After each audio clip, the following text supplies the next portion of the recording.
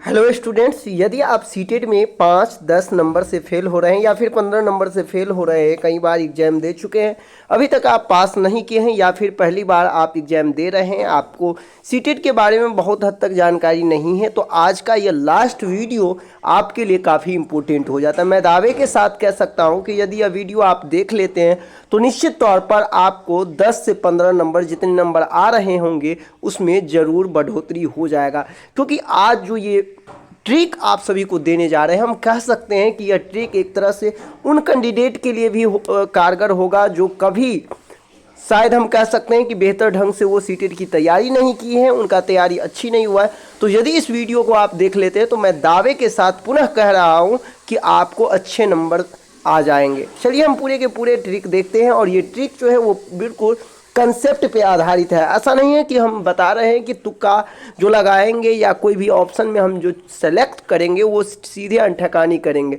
पूरी बारीकी से एक एक हम चीज़ों को समझेंगे, चूँकि ज़्यादा कुछ दिया गया है। साथ ही साथ इस वीडियो में जिनका संस्कृत होगा उनके लिए भी ये वीडियो काफ़ी है, क्योंकि संस्कृत के बहुत सारे कम वीडियो आपको देखने को मिलेंगे।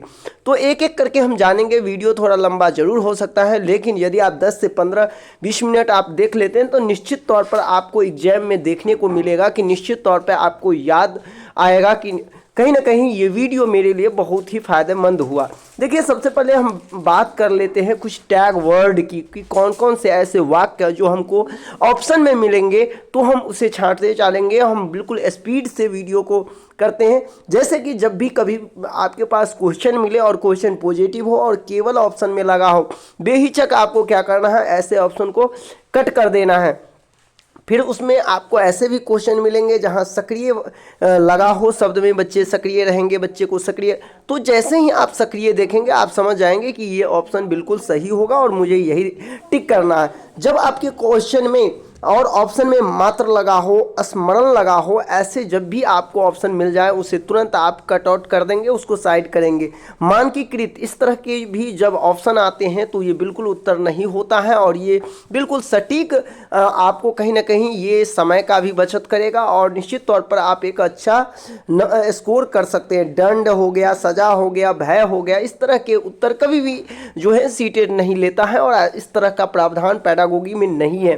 पुरस्कार बच्चों को नहीं देना है, इसीलिए पुरस्कार से रिलेटेड कोई भी यदि आपको ऑप्शन दिख जाए तो आप सीधे उसे कट आउट कर देंगे। व्याख्या मिल जाए या फिर व्याख्यान मिल जाए या फिर परिभाषा मिल जाए, इस तरह के कभी भी जो उत्तर होगा वो बच्चों के लिए सही नहीं होगा, पेडागोगी की दृष्टि से वो गलत होता है, इसीलिए आप इसे निगेटिव कर देंगे, उसे आप छोड़ देंगे। फिर इसके बाद यदि आपको मिल जाए खोजी, अधिगम या फिर अन्वेषण वाला इस तरह का प्रश्न मिल जाए तो ये हमेशा पॉजिटिव होता है, और यदि क्वेश्चन सही पूछ रहा है, बच्चों की दृष्टि से पूछ रहा है, तो निश्चित तौर पर आपको इस तरह के ऑप्शन को टिक आउट करना चाहिए और उसको ही कलर करके आपको आना है। जब भी ऑप्शन में आपको रटना या फिर याद करना इससे रिलेटेड यदि आपको आ जाए तो निश्चित तौर पर ऐसे चीज़ों को आप इग्नोर करते जाएं। मैं पुनः कह रहा हूं कि आज का वीडियो थोड़ा लंबा ज़रूर होगा, लेकिन संस्कृत के भी बहुत सारे जो इम्पोर्टेंट कीवर्ड हैं, टैग वर्ड हैं, वो आपको इस वीडियो में मिलने वाला है, तो शुरू से अंत तक वीडियो को ज़रूर आप देखें। और मैं खुद बहुत ही तेज़ी के साथ वीडियो कर रहा हूं जिससे कि एक एक चीज़ आपको तुरंत मिल जाए, ठीक है। यदि आपको इस तरह से यदि ऑप्शन मिल जाए वेधन वाला, अभ्यास वाला, तो कभी भी इस तरह के उत्तर जो है नहीं होते हैं, इसे आप छोड़ के चलेंगे, ठीक है। इसके बाद है पुस्तक केंद्रित। जब भी पुस्तक केंद्रित की बात करें या फिर शिक्षक केंद्रित की, तो ऐसा उत्तर कभी भी नहीं होता है। निष्क्रिय लगा हो तो ऐसा भी उत्तर नहीं होता है।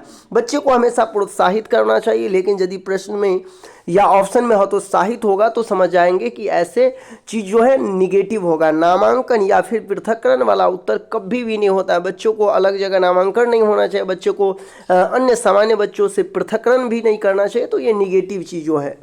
इसके बाद है समालोचनात्मक। कई बार आप लोग सोचते होंगे आलोचनात्मक और समालोचनात्मक, तो देखिए समालोचनात्मक जो चिंतन है वो बहुत ही बेहतर चिंतन कहलाता है, इसीलिए ऐसा आपको जब ऑप्शन में मिल जाए और क्वेश्चन पॉजिटिव हो तो आप टिक लगा के चले आएंगे। कलन विधि जिसे आप एल्गोरिथम विधि कहते हैं, यह बिल्कुल गलत है। ऐसा आपको ऑप्शन में यदि कोई भी हो, चाहे वो हिंदी हो या फिर आपका सीडीपी हो या फिर ईवीएस मैथ, कोई भी हो, सोशल साइंस कोई भी, आप इसे नहीं उत्तर लेंगे। इसके बाद वही चीज़ को मैं हिंदी में यहाँ पे इंग्लिश का एल्गोरिथम वाला उत्तर जो है वो कभी नहीं होता है। संवेदनशील उत्तर जो है, जब भी बच्चे को संवेदनशील या एक शिक्षक किसी कार्य के प्रति संवेदनशील की बात हो तो वो बिल्कुल सही हो जाता है। इसके बाद है योगात्मक आकलन। तो देखिए, एक टीचर को अपने बच्चों के लिए योगात्मक आकलन से रिलेटेड जब प्रश्न आए आकलन से रिलेटेड, तो हमेशा आप योगात्मक आकलन को काट देंगे, जिसे हम कहते हैं समेटिव असेसमेंट। ठीक है, वही यदि फॉर्मेटिव असेसमेंट रचनात्मक आकलन से रिलेटेड ऑप्शन में आ गया तो आपको क्या करना है, उसको टिक कर देना है। मानक संदर्भित वाला उत्तर कभी भी नहीं होगा, लेकिन संदर्भ वाला जो उत्तर होगा वो हमेशा, जब भी आपके ऑप्शन में संदर्भ आ जाए तो उसे आपको सही कर लेना है। तुलना वाला उत्तर कभी नहीं होगा। देखिए, जब भी आपको प्रश्न में दो बच्चों के साथ तुलना की जाए, दो बच्चों के वातावरण की तुलना की जाए, तो ऐसे उत्तर कभी नहीं होगा। त्रुटि और भ्रांति, ये जो है त्रुटियां या भ्रांतियां वाला उत्तर कभी नहीं होना चाहिए। बच्चों में जो त्रुटियां हैं या भ्रांतियां हैं, ये कभी भी जो है अस्थाई नहीं होता है, क्योंकि त्रुटियां और भ्रांतियां जो है वो अस्थाई होती है। बच्चों में त्रुटियां आता रहता है, त्रुटि को जो है एक भयंकर भूल या फिर त्रुटि दे दे बच्चों का असामान्य लक्षण है, ऐसा कुछ नहीं। त्रुटि जो है एक सामान्य प्रक्रिया है और त्रुटि जो है वो सभी बच्चे करते हैं। इसीलिए इस तरह के ऑप्शन यदि निगेटिव के तौर पे दिया गया हो तो आपको नहीं लेना है। उपेक्षा, किसी भी बच्चों का उपेक्षा नहीं करना है, तो उपेक्षा जब भी हो तो आप उसे निगेटिव कर देंगे। कोई भी बच्चों को अनुशासन में नहीं रखना है, क्योंकि अनुशासन में रखने से ज़्यादा, डिसिप्लिन में रखने से बच्चा जो है वो कहीं ना कहीं उन पे दबाव महसूस होता है, उसको आप नियंत्रण करने लगते हैं, तो ऐसा उत्तर कभी नहीं होगा। खाली स्लेट, कई बार ऐसा होता है कि इस तरह के ऑप्शन आपको देखने को मिल जाएंगे जहां ये बोला जाता है कि बच्चे खाली स्लेट होते, तो बिल्कुल नहीं, बच्चे खाली स्लेट नहीं होते हैं। लोकतांत्रिक, देखिए यहाँ लोकतांत्रिक शब्द कई बार आता है, तो लोकतांत्रिक जो शब्द होता है वो आपका जो है क्या कहते हैं, बाल केंद्रित के प्रत्यक्ष में देखा जाता है, तो लोकतांत्रिक वाला उत्तर होता है। ठीक है, फिर इसके बाद यदि आपको मिल जाए कहीं चर्चा वाला, तो बिल्कुल चर्चा वाला जो उत्तर होता है वो पॉजिटिव चीज़ है। संवेग वाला उत्तर जो है वो भी अच्छी चीज़ है। करके सीखना अच्छा चीज़ है। जब भी इस तरह के ऑप्शन आपको मिल जाए तो आपको क्या करना है, टिक आउट करते जाना है। हस्तपरक अनुभव, ये भी मेरा क्या है, पॉजिटिव चीज़ है। अधिकारवादी परिवेश वाला उत्तर, जहाँ भी अधिकारवादी, शिक्षक अधिकार जमा रहा हो या कोई संस्था अधिकार जमा रहा हो, वहाँ इस तरह के उत्तर बिल्कुल निगेटिव हो जाएंगे। फिर यदि वास्तविक जीवन या दैनिक जीवन से जुड़ने वाले जो ऑप्शन होंगे वो बिल्कुल आपका सही होगा। फिर हम देख लेते हैं कुछ और भी मेरा इधर है। जिज्ञासा वाला उत्तर होता है, बिल्कुल सही चीज़ है। रोजगार या व्यवसाय, उच्च अंक या ग्रेड वाला उत्तर, इस तरह के कभी नहीं। बच्चे पढ़ते क्यों हैं, रोजगार के लिए, व्यवसाय के लिए, उच्च अंक लाने के लिए, ग्रेड अच्छा, ये सब बिल्कुल गलत है। ठीक है, ये सब कुछ नहीं होगा। मातृभाषा वाला उत्तर हमेशा होता है। जब भी मातृभाषा या फिर हम कहें सामाजिक भाषा या फिर हम कहें जो आपका प्रांतीय भाषा है, ये सब पूरे पॉजिटिव होता है। विभिन्न संदर्भों में भाषा प्रयोग वाला उत्तर बिल्कुल सही है। कंठस्थ जब भी आपके ऑप्शन में लगा हो कहीं भी, तो आप सीधे उसे निगेटिव कर देंगे। फिर यदि लैंगिक पूर्वाग्रह हो या लैंगिक रूढ़िवाद हो या लैंगिक भेदभाव, ये तीनों जहाँ भी, मैं पुनः कह रहा हूँ कि कैसा भी क्वेश्चन हो, कैसा भी क्वेश्चन, कोई भी क्वेश्चन, आपको क्वेश्चन नहीं आता है पढ़ने, आप क्वेश्चन नहीं समझ रहे, यदि आपके ऑप्शन में ये तीनों इस तरह के ऑप्शन मिल गए, आप उसे डायरेक्टली टिक करके आ जाएंगे। मैं कह रहा हूँ कि आपका बिल्कुल वो सही हो जाएगा। अब हम थोड़ी बात कर लेते हैं संस्कृत को लेकर, क्योंकि संस्कृत में जो है आप यूट्यूब पर खोजेंगे तो कोई भी ट्रिक उर्क ज़्यादा नहीं देखने को मिलेगा। अब देखिए, जब भी कई बार आपको प्रश्न में मिलेगा अस्थि, कई लोग नहीं समझते हैं कि अस्थि होता क्या है। अस्थि को से हिंदी में है कहा जाता है। जब भी आपको अस्थि लगा हो तो समझ जाएंगे वो क्वेश्चन पॉजिटिव है, और कई बार आपको लगा रहेगा नास्ति, तो समझ जाएंगे कि वो मेरा निगेटिव क्वेश्चन पूछा जा रहा है। ठीक है, अब हम बात कर लेते हैं कौन से प्रश्न को गद्यांश में आपको ढूंढना है, कौन चीज़ गद्यांश में नहीं रिलेटेड होता है, उसको खुद से बनाना होता है। तो याद रखेंगे, जब गद्यांश में, संस्कृत के गद्यांश में इति लगा हो या फिर इति पदस्य लगा हो या फिर इति पदस्य पर्याय लगा हो, तो ऐसे गद्यांश को बनाने के लिए आप गद्यांश का सहारा नहीं लेंगे, बल्कि वो व्याकरण पर आधारित होता है और खुद आपको अपने समझ के आधार पर उत्तर देना है। ठीक है। संस्कृत में जब भी बोधस्य शब्द लगा हो तो समझ जाएंगे, कोई भी ऑप्शन, 4 ऑप्शन दिए गए, बोधस लगा है या फिर बोधपूर्वक लिखा गया है या बोधम लिखा गया है, तो आप समझ जाएंगे कि मेरा ये ऑप्शन बिल्कुल सही होगा। संस्कृत में जब भी 4 ऑप्शन दिए रहे हो और उसमें अंशतः लगा हो या पूर्णतः लगा हो तो आप समझ जाएंगे कि वो उत्तर क्या है, बिल्कुल गलत है। तो अंशतः या पूर्णतः जब भी मिल जाए तो आप उसे निगेटिव लेंगे, ठीक है। मातृभाषा या प्रांतीय भाषा, जब भी आपको ऑप्शन में दिख जाए तो आप समझ जाएंगे कि ये मेरी प्रथम भाषा है, जिसे आप कहते हैं जो हमारा अर्जन है, ठीक है। पूर्णतः वाला उत्तर भी हम पहले ही बता चुके हैं, इस तरह का नहीं होगा। कई बार ये पूछ दिया जाता है कि आरटी एक्ट 2000 अनुसार, देख रहे हैं लिखा हुआ है मातृभाषा अधिगम आरटी एक्ट के अनुसार, तो जो घर परिवार इनकी भाषा जो होती है, लेखन से प्रथम सोपान, कई बार पूछ देता है, हिंदी में तो पूछता ही है लेखन का प्रथम सोपान क्या है, लेकिन जब संस्कृत में पूछे तो याद रखिएगा संयत लेखनम, संयत ज्ञ अत्त, संयत लेखनम, तो ये मिल जाए तो समझ आएंगे कि आप लेखन का ये प्रथम सोपान है। अब कुछ और चीज़ें जैसे भवती लगा हो तो भवती मतलब होता है प्रेष्यते यानी प्रेरित करना, और संजीवनस्य मतलब स्वयं के जीवन से, ठीक है, इस तरह के। इसके बाद थोड़ा हम टैग वर्ड देख लेते हैं, इसका बहुत चीज़ हैं। यदि आप चाहते हैं कि मुझे ये PDF पूरा मिल जाए संस्कृत का, जिसे मैं एक बार पढ़ लूँ, तो आपको मैं बता दूं कि हमारा जो टेलीग्राम चैनल है CTETS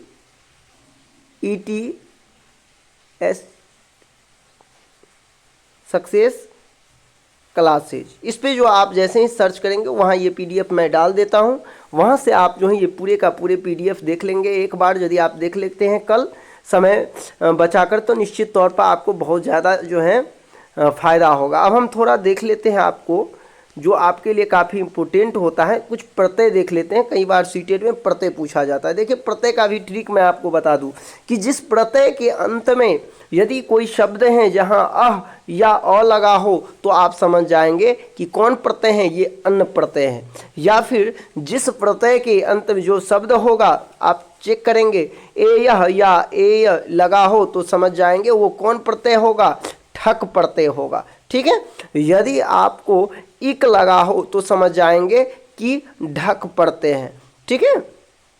यदि इन लगा हो, आप सब हम उदाहरण भी देंगे, इन लगा हो तो समझ जाएंगे इन्हीं प्रत्यय हैं। और यदि अक्त मक्त लगा हो तो समझ जाएंगे कि मुतुप प्रत्यय हैं। अब देखिए जैसे वासुदेव क्या है, वासुदेव में प्रत्यय है, कौन प्रत्यय, तो देखिए अभी हम बताए हैं कि जब अह का प्रयोग किया हो तो अन्य प्रत्यय, ठीक है। तो यहाँ देखिए हमें अह का, वासुदेव अह का आया इसीलिए अन प्रत्यय। धार्मिक अह आया, धार्मिक, यहाँ अब देखिए इक, धार्मिक इक, तो देखिए हिंदी में तो इक प्रत्यय हो जाता, लेकिन संस्कृत में ऐसा नहीं है, इक हो तो कौन प्रत्यय, ठक, तो इसीलिए इसका जो उत्तर हो जाएगा वो ठक प्रत्यय। इसी तरह जो आप देखेंगे इसमें कौन्तेय, यहाँ क्या है कौन्तेय, तो देखिए यह है तो यह का क्या है, यहाँ आप देखेंगे यह क्या है ठक प्रत्यय, तो यहाँ क्या हो जाएगा इसमें ठक प्रत्यय, यानी कि आप यहाँ से भी समझ सकते हैं। अब है यहाँ भाषा अधिग्रहणम, देखिए जिसे आप भाषा अर्जन बोलते हैं, हिंदी में अर्जन बोलते हैं, तो उसी को ही यहाँ कहा जाता है भाषा अधिग्रहणम, जिसे आप अर्जन बोलते हैं। लेकिन जिसे आप अधिगम बोलते हैं ना, अधिगम बोलते हैं, उसे संस्कृत में अधिगमस्य कहा जाता है। तो इस चीज़ को आप ध्यान रखेंगे। जब भी जन्मजात की बात करें, चौमस्की की बात करें जो कि जन्मजात के रिलेटेड है, तो आपका हमेशा अधिग्रहण शब्द ही आएगा, कभी भी अधिगमस्य शब्द नहीं आएगा। दूसरी चीज़, जब भी चेतन या सचेतन की बात करेंगे, चेतन या सचेतन की बात करेगा तो वो आपके किसके अंतर्गत आ जाएगा, अधिगम में आ जाएगा। और जब अवचेतन और अचेतन की बात करें तो वो अर्जन के अंतर्गत आ जाएगा, ठीक है। जो इम्पोर्टेंट चीज़ है जो मैं आपको बता दूँ, देखिए चौमस्की ने SAD दिया था, LAD दिया था, एक उनका शब्द था LAD। कई बार पूछ लिया जाता है कि LAD की संज्ञा किसने दी, तो चौमस्की ने। तो LAD है क्या एलईडी जो है वो लैंग्वेज एक्विजिशन डिवाइस यानी भाषा अर्जन यंत्र। यदि आपको हिंदी में कभी पूछ दे संस्कृत में ही कि भाषा अर्जन यंत्र किसने दिया था, तो वो आपका चॉम्स्की ने दिया था। ठीक है, तो ये तब पूरे के पूरे आप देख सकते हैं। सोशल कल्चर जब भी आ जाए तो आप संस्कृत हो या कोई भी सब्जेक्ट हो वैगोतस्की लगा देंगे। ठीक है, तो ये कुछ आपका था जो कि संस्कृत का, वैसे हम पूरे कवर करने लगेंगे तो बहुत ज़्यादा समय लगेगा। अब हम थोड़ा इसका जो संस्कृत का टैग वर्ड है जो मैं आपको बता दूं। चलिए, पॉजिटिव टैग वर्ड आप देख लीजिए क्या है। बहुभाषिकता, मातृभाषाया महत्वपूर्ण या संसाधनम, इस तरह के जब भी हो तो वो पॉजिटिव होगा। विभिन्न या विभिन्न गतिविधियां लगा हो तो समझ जाएंगे ये पॉजिटिव हैं। अवसर लगा हो तो समझ जाएंगे कि पॉजिटिव। रचनात्मक कक्षाया प्रोत्साहनम जिज्ञासा त्रुटिनाम महत्वपूर्णम। विभिन्न संदर्भेषु भाषा प्रयोगस्य हस्तप्रक अनुभव या करके सीखना जो लगा हो तो पॉजिटिव होगा, या फिर सक्रिय लगा हो तो समझ जाएंगे। इस तरह के ऑप्शन जब भी मिले तो आप आराम से टिक लगा देंगे, आपको निश्चित तौर पर अच्छे नंबर मिल जाएंगे। वही यदि हमको निगेटिव ढूंढना हो यानी क्वेश्चन को कट आउट करना है ऑप्शन को, तो आप देखेंगे जब रटनम लगा हो, दंडनम लगा हो, संज्ञा लगा हो, समस्या बाधा या बोझा लगा हो, व्याख्यानम लगा हो, या फिर पाठ्य पुस्तक या अध्यापक केंद्रित हो, या व्याकरण हो, या निष्क्रिय हो, ये सब चीज़ों यदि आपको ऑप्शन में मिल जाएंगे तो सीधे तौर पर ऐसे ऑप्शन को आप खारिज कर देंगे, गलत कर देंगे। तो उम्मीद करते हैं ये वीडियो देखने के बाद आपको बहुत सारी चीज़ समझ में आ गया होगा।